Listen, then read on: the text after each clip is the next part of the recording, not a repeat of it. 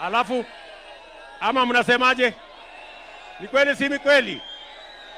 Ni kweli si kweli? Hey, mambo yamechemuka Nakuru County. William Ruto ako pale kwa ziara yake ya campaign kama kawaida. Unajua William Ruto anatuambia kwamba yeye hajaanza campaign, bali tukiangalia jamaa anafanya campaign, and that's why William Ruto anaona fireworks in this video. Ensure tu umelike ili kumake sure inafikia watu wengi. Na nikakwambia most of the time guys, huwa mnaochi video zangu sana na mnazilike, but sometimes story ikishikanga unasahau kulike video, na nikaona mapema tu ndio best nikwambie uweze kunilaikia ili fikie watu wengi, na nasema thanks kwa hiyo like yako. Without wasting time, William Ruto kumbuka kupande wa Nakuru, jamaa anafanya kampeni pale akituambia anaendelea kulaunch miradi. William Ruto sio mara ya kwanza kuwa Nakuru, na zile miradi William Ruto ana launch pale alikuwa sha launch pale nyuma, and don't forget baada anarudi pale kuzilaunch ili zianzishwe, na usisahau alikuwa amelaunch zikaanzishwa. That's why unaona President William Ruto wakati ambapo anazungumza pale anapigiwa makelele. Unajua saizi Kenyans wamejamu. Kuna ile kikosi, unajua William Ruto lazima peane do, ama ile place William Ruto lazima peane do kwanza, hongane kabla uweze kufika pale. Even hiyo barabara William Ruto anapita kielekea pale anakuanga sha peana do first of all kutumia his close allies ambao wanatoka hiyo side. Without that William Ruto anakuanga chest. Utaona mamawe wakati ambapo hiyo msafara ya rais inapita. Unajua saa hizi Gen Z wamejamu na hizi vitu ambazo William Ruto amepitisha, especially cybercrime. Vijana wako na hasira nayo. And don't forget kitu William Ruto saa hizi anakuwa chest nayo ni mambo ya SHA. Unajua wakati William Ruto alikuwa anaelekea pale, residents wa pale Nakuru walikuwa SHA angalia story imefanyika parliament today. Boni Halwale ameclash na CS wa health Aden Duale, kwamba mnatuambia SHA inafanya, and anajaribu kuconfirm ako na evidence kwamba SHA haifanyi. You are going to be shocked in this video, and that's why nakwambia guys, usijaribu kuiswipe, ensure tu umeilike, na nasema thanks kwa hizo like zenu. Kabla tuangalie William Ruto wakati ambapo anakuwa humiliated by angry residents in Nakuru County, tunataka tuelekeze mawazo yetu na macho yetu pale kwa parliament. Mambo haijakuwa rahisi pale. Boni Halwale ameamua silencing Aden Duale in Senate. Nakwambia kutetea Rais William Ruto ni ngumu. Aden Duale akabakia in a dilemma. Kama mnasema inafanya, kwa nini huyu mama ana claim? Ana claim hiyo ni evidence. Skiza mambo. Of those services. And these funds, to the good wisdom of this house, you have decided that the reimbursements must go direct to the facility, not to the county treasury fund, so that the facility can buy drugs, the facility can even hire healthcare workers, either on contract or locum. And all this is geared to make sure that the health facilities are managed better through the reimbursed funds in order for us to achieve key health indicators and priorities, Mr. Speaker. Thank you. Senator Boni. Thank you, Mr. Speaker. This issue is a matter of life and death, and the minister has a very good opportunity to speak to Kenyans about this. Minister, a living patient by the name of Sheila Litunya Omungala from Kakamega, Butere, working in Nairobi. She went to deliver. She had paid for SHA.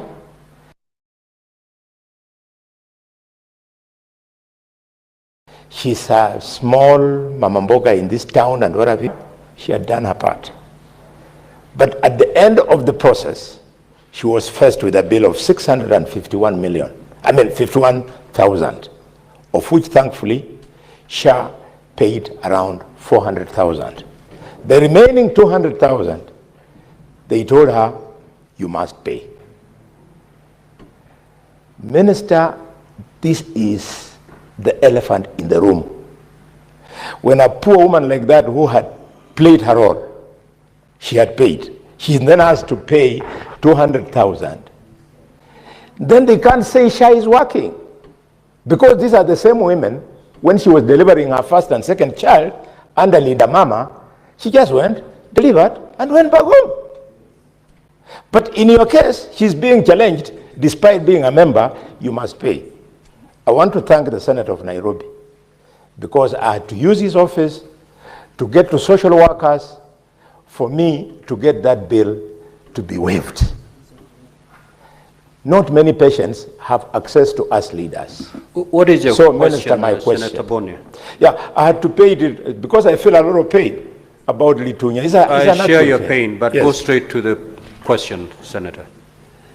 So, Minister, the question you must answer for Kenyans, this extra bill, which I expect people to pay, why don't you accept that it is a statement of a failed system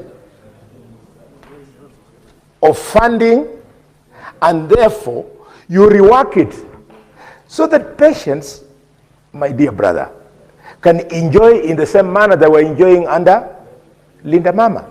When you convert Linda Mama into Linda Jamii, that is fraud, because in Jamii, people, and Dr. Moth is there, some of the people in the Jamii have got backache, some weird things, but delivery of mothers is a serious emergency which is life-threatening. You've just told us about the 355 women who die out of 100,000 people. That should not happen. Governor Wamatangi has shown you the way in Kiambu.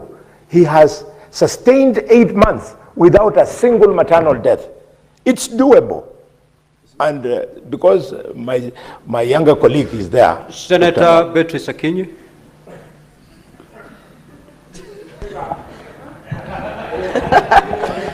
Thank you, the Honorable Speaker. Welcome CS Duale to the Senate. And from the onset, I want to say that Linda Mama was one of the best things that happened in this country. My question is, Honorable Speaker, CS, are there health facilities in this republic holding mothers that have delivered for non-payment of bills? And what is the policy of the ministry? Because the ministry is the custodian of the sector's policy. It is sad that there are children who have to spend their first days in hospital because their mothers or their parents or their guardians cannot pay bills. Thank you. Senator Nabwire.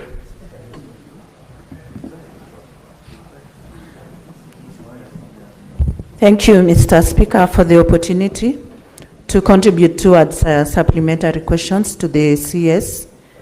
One, I would like to ask the CS that anti-D for ESA's negative was a part of the Linda Mama package, but it was scrapped off. So currently, most mothers with this condition are not getting it because of the cost. Secondly, I would like to inform that sometimes patients are not... Senator Nabwire, you are entitled to just one supplementary question, which you've already asked. Kindly take your seat. Senator Hamida. Thank you, Mr. Speaker. Bwana Waziri, looking at Linda Mama, unfortunately, free things also at times, they come with a price. We have going to, when we inspect hospitals, we have found shortages of staff, high workload, inadequate equipment, inadequate beds, delivery theaters are not there, And seriously, it's such a pain to see that. Imagine, you have a maternity without theaters. So I'm just wondering, is there any awareness? And also looking at awareness on women, especially the young mothers, that at times the marginalized groups need to know about the right of the Linda Mama and what's covered and how and the access to Linda Mama. One last thing is that the tracking and accountability, Bwana Waziri, how do you monitor for empowerment working?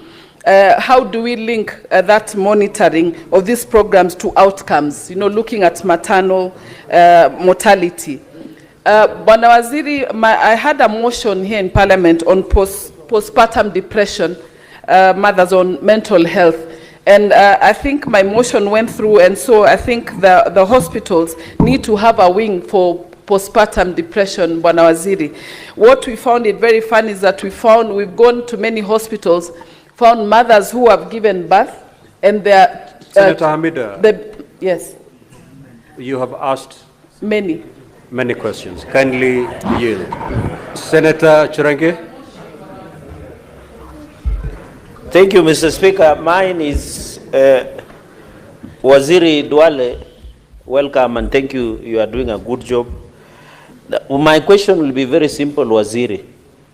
This transition from Linda Mama to Linda Jamii, did we at any point lose the package of Linda Mama as you transit to Linda Jamii? Can you give us the package so that you debunk the street political fraud by Senator Kalwale, so that Kenyans, this is the only forum. We don't want Senator Kalwale to go to Malinya and mislead people that shifting from Linda Mama to Linda Jamii is a fraud. You have the opportunity to shine, Waziri. I yield. Senator Meth.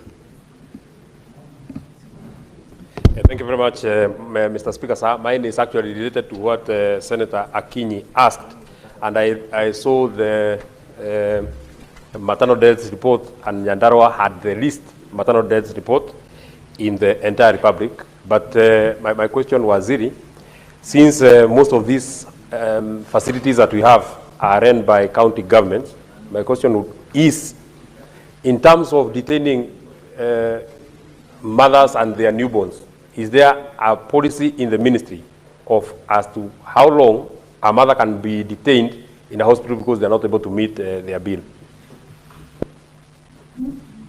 Senator Mungatana. Mr. Speaker, thank you, and thank you, Waziri, for the good job you're doing at the ministry. Mr. Speaker, we pay 2.75% of gross with a minimum of 300 shillings, or means testing is done and we pay 2.75%. Now, this is what Kenyans are paying. The question I wanted to ask you, Mr. Speaker, through the Minister, through Mr. Speaker, is that in this country, we have many other African nationalities who are living here. And maybe part of that report of deaths includes the nationalities who are living in this country from other African nations. I represent this Senate in the Pan-African Parliament. And the question is, are people covered, those who are not paying, like those who are not paying SHA now, are they covered in this Linda Jamii? What do we do with them? How do you take care of the Congolese, the Zambians, the Ethiopians, and everyone who is living here? Your system of registration says *.147#, and if you go down, the next is your ID number. These people don't have ID numbers. What do we do with them? They are with us here. They are still going to give you those maternal deaths. What do we do with them? What is the stand of the Kenya government on this matter? Thank you, Mr. Speaker. Senator Nyutu. Thank you, Mr. Speaker, for the opportunity. And allow me to just remind Waziri that the duties under the ministry that he has are very massive, Mr. Speaker, because you can live without an education. you can actually live, you can actually borrow some food from a neighbor, but you can never borrow health from a neighbor. You cannot live without good health. Mr. Speaker, I'm just trying to tell the CS that he would do better to work more than he does politics. That having been said and done, Mr. Speaker, I want to ask the CS, he has in his response about Linda Mama, he has said that they transited from Linda Mama to Linda Jamii.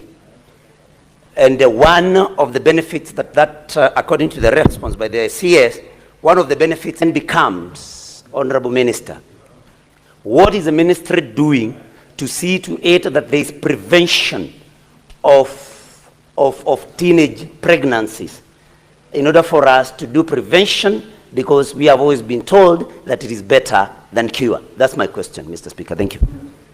Senator Gataya, more fire.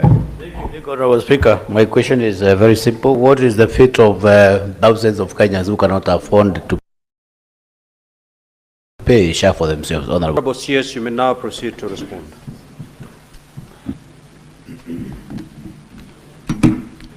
Thank you, Mr. Speaker and members. Let me start with the question by Honorable Senator for Uasin Gishu and the chair of the Health Committee. Yes, the matter was very unique to MTRH. That issue we have resolved.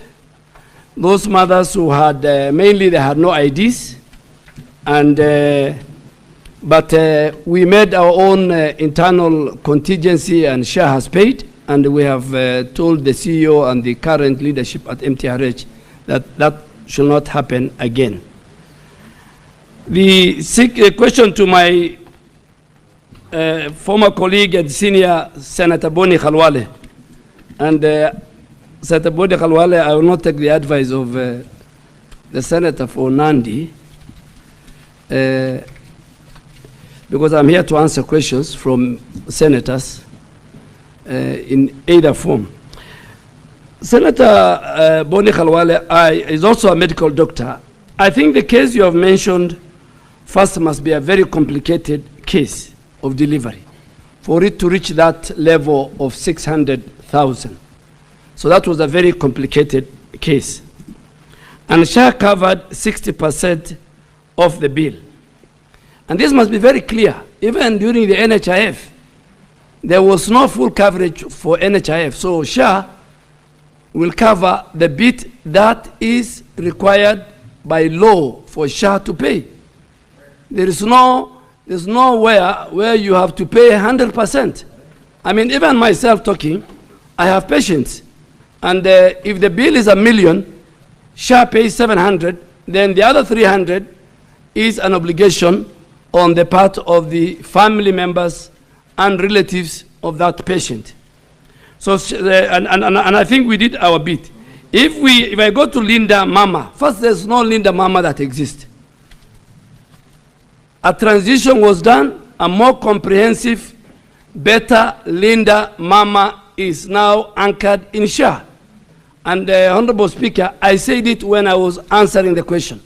And in the answers that I have given to the Honorable Senators, if you look at it, there's a table. And I'll give you an example.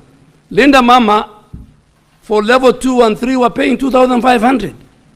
For level 4 and 5 and 6, it was paying 5,000. And in fact, there was no equity. They were paying more for faith-based and private, and less for public. The highest they have paid for cesarean was 17,000. Today, under SHA, it's more expanded, more comprehensive. Any delivery that takes place in our country, if you are registered under SHIF, SHA will pay 10,000 from the 2,500 of Linda Mama. So Linda Jamii is paying 10,000. For cesarean, we have moved from 17,000 to 30,000. That is progressive. And it covers comprehensively. For Linda Mama, it was only, Honorable Senators, through the Speaker, it was only for delivery. But for Linda Jamii, it is everything surgical, anything that that mother and her child will require, even the treatment of post-delivery. Under Linda Jamii is very comprehensive. I have given the data, and you can look at it. 2, it was budgeted, so the budget was not predictive. We inherited 4.2 billion shillings debt of Linda Mama. Today we will not inherit anything. Today we have no bill. Every mother in our country, and about 1.2 million mothers deliver in our country annually. We can give you those who go through SHA. Since SHA inception in October last year, are close to about 690,000. There are many who are delivering maybe at home. There are many who are delivering in private hospitals and paying for themselves.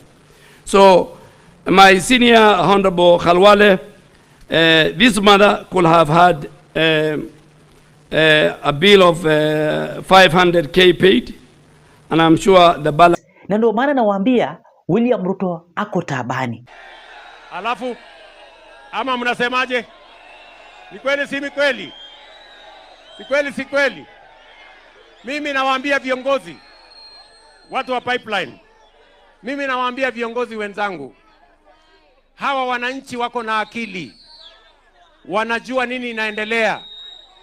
Sisi wote tuko na mtihani 2027. Wenye kusahihisha hiyo mtihani ni hawa wananchi, na kila mtu atasahihishiwa ile kazi amefanya. Kama hujajenga shule, kama hujajenga affordable housing, kama hujajenga soko, kama hujaunganisha stima, kama hujafanya chochote, kazi yako ni kelele na fitina na uvumi na porojo na ukabila, siku yako chuma chako kimotoni bwana. Hawa wananchi wanajua wanafanya kazi gani. Ni kweli ama si kweli? Nakuru hoye! Kuna watu ambao ni IDPs, nimeambiwa wanaishi hapa. Si ndio? Wanaishi hapa. Ni kweli ama si kweli? Na wakati tulifanya campaign, mimi na Susan na hawa wangwana, tuliwaambia tutasort out maneno yenu, muende kwa mashamba yenu. Si ndio? Hapo sasa tulisumbuliwa kidogo na mahakama. Kuna wakora walienda kotini wakasimamisha. Lakini sasa kesi imeamuliwa wiki iliyopita. Sasa nyinyi mambo yenu iko sawa. Mimi nawaambia, mimi tu nataka kujua kutoka kwenu, muko tayari kwenda kwa mashamba yenu? Muko tayari? Wale wanasema tuko tayari nione kwa mkono. Bas. Sasa nataka tupangane. Si ndio? Muko tayari kwenda tarehe gani? Ati kesho? Kesho muko tayari? Ala. Mutakusanya mali yenu lini? Leo? Munataka kesho? Haya basi. Kesho Sasa sikizeni. Kama muko tayari kesho. Si mmeniambia muko tayari kesho? Si ndio? Mimi nilikuwa nafikiri mutasema next month. Hata sio next week. Kesho. Basi. Unajua sasa nyinyi ndio wadosi. Sawa sawa? Kama mmesema muko tayari kesho. Si ndio? Wewe bwana Kikaria. Kikaria yako wapi?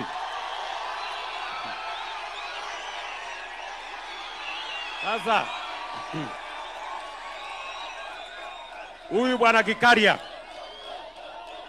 sawa sawa, kuanzia kesho, wapi county commissioner? County commissioner ako hapo, wewe kuja simama hapo.